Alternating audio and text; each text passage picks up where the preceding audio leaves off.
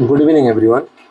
तो पिछले क्लास में हम सबसेट्स के बारे में पढ़े थे, सबसेट्स और उसके बाद इंटरवल के बारे में पढ़े थे। तो आज हम सबसेट्स के बारे में, सबसेट्स के रिगार्डिंग कुछ एग्जांपल करने वाले हैं। तो पहले देखिए, यहाँ पे मैंने 3 क्वेश्चन दे रखे हैं। पहला है कि ए इक्वल्स टू ए एक सेट है, A is a set which is x such that x is a triangle in a plane and b equals to x such that x is a rectangle in a plane. Here a and b, these are two sets. Now we have to see that, we have to verify that if these sets are subsets of each other or not. तो देखिए, ए set क्या बोल रहा है, ए एक set है जो जिसमें एलिमेंट क्या है, ट्राइंगल्स हैं, और बी एक सेट है जिसमें एलिमेंट्स क्या है, रेक्टेंगल्स हैं। तो क्लियरली देखिए कि जो ये ए सेट है, no elements of this set is element of set B, or no elements of set B is an element of set A, because these are totally different sets. This is set of triangles and this is set of rectangles. Therefore A and B can't be subsets of each other. A और B कभी भी एक दूसरे के subset नहीं हो सकते। तो यहाँ पे हम क्या लिखेंगे कि A is not a subset of B. Also B is not a subset of A. ये हो गया हमारा पहला एग्जांपल। दूसरा देखिए, यहाँ पे A एक सेट है, x such that x is an equilateral triangle in a plane, और B equals to x such that x is a triangle in the same plane. तो A क्या बोल रहा है कि A contains all the equilateral triangle in a plane and B contains all the triangles in the same plane. तो यहाँ पे हम देखेंगे कि इक्विलेटरल ट्राइंगल ऑलरेडी एक ट्राइंगल है जो कि बी सेट का ये एक एलिमेंट है, क्योंकि बी सेट में हर वो ट्राइंगल बी सेट में है। तो एक all elements of set A is an element of set B, therefore clearly A is subset of B. But अगर B is a set of all the triangles in a plane, then B also contains isosceles triangle. B isosceles triangle को भी contain करता है, जो कि कभी भी set A का एलिमेंट नहीं हो सकता।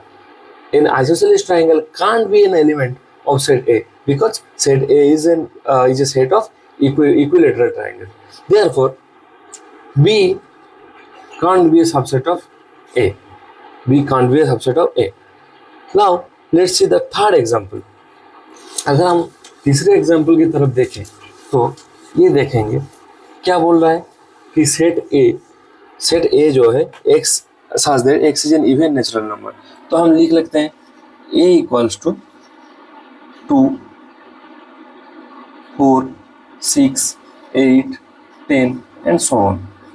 एंड बी क्या बोल रहा है, x such that x is an integer. तो बी में है 0, +-1, +-2, +-3, +-4 एंड सो ऑन। देखिए, ये ए का जो सेट है, ए का जो एलिमेंट्स है 2, 4, 6, 8, 10, all elements of set A is also an element of set B. Therefore A is a subset of B. But देखिए, 0 belongs to B, but 0 does not belongs to capital A. Therefore B can't be a subset of capital A. इसके बाद देखिए, हमें ये जो 3 statement दिए गए हैं, हमें ये ट्रू या फॉल्स बताना है।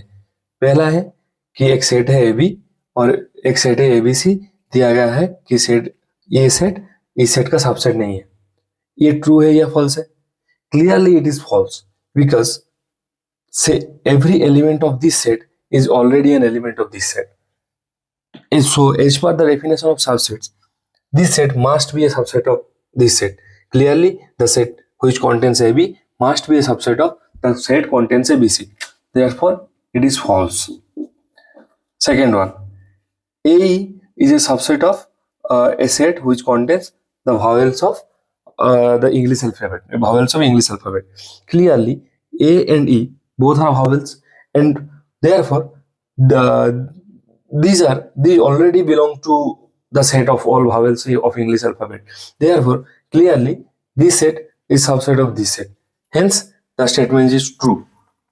Hence, the statement is true. Now, third statement. It is given that the set which contains A belongs to the set contains ABC.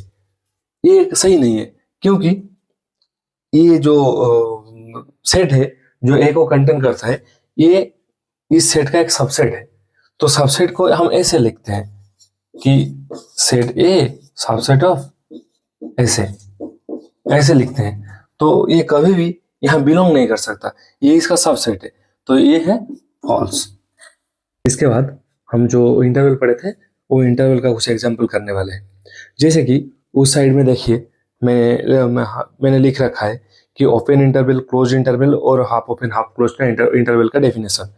तो वहाँ से अगर हम देखेंगे तो ये वाला जो एग्जाम्पल है, देखिए ये इस डेफिनेशन को होल्ड करता है. तो ये इंटरवल हो जाएगा कि -4 6, ये हाफ ओपन हाफ क्लोज्ड. अगर इस एग्जाम्पल का देखेंगे तो ये आ जाएगा ओपन इंटरवल के डेफिनेशन के अंदर. तो ये हो जाएगा हमारा -12 -10 ओपन इंटरवल. ये सिमिलरली ये आ जाएगा हाफ ओपन हाफ क्लोज्ड, जैसे कि 0 7. और फोर्थ वाला आ जाएगा क्लोज इंटरवल के अंदर. तो ये हो जाएगा 3 4. ये हो गए हमारे 4 इंटरवल्स. ये एग्जाम्पल ऐसे हम इंटरवल लिखने वाले हैं, और जो अगर ऐसे एग्जाम्पल आएगा तो इसको हम ऐसे सॉल्व करेंगे. नेक्स्ट एग्जाम्पल सर, कि हमें इंटरवल्स दिए गए हैं और इसको हम सेट बिल्डर फॉर्म में कैसे लिखेंगे.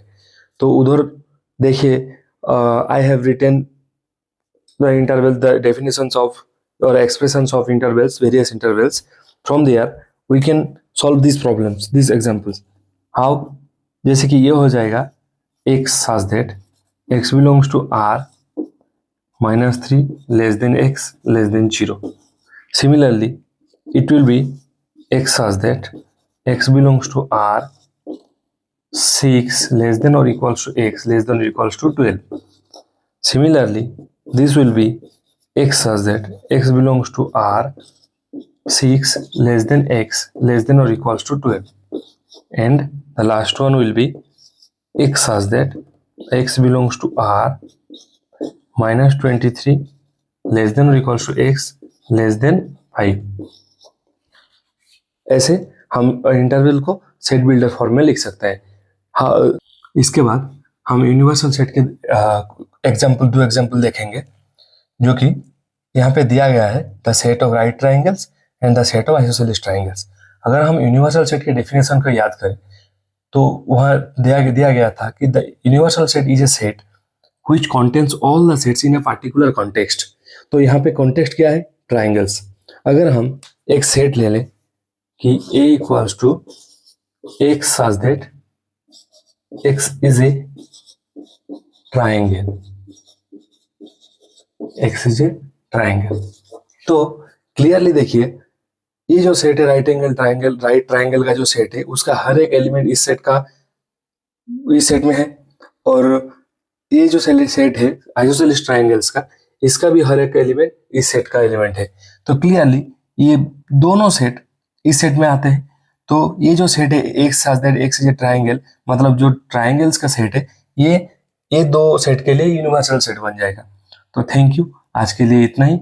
अगर आपको पसंद आया होगा तो लाइक, सब्सक्राइब और शेयर कर दीजिए.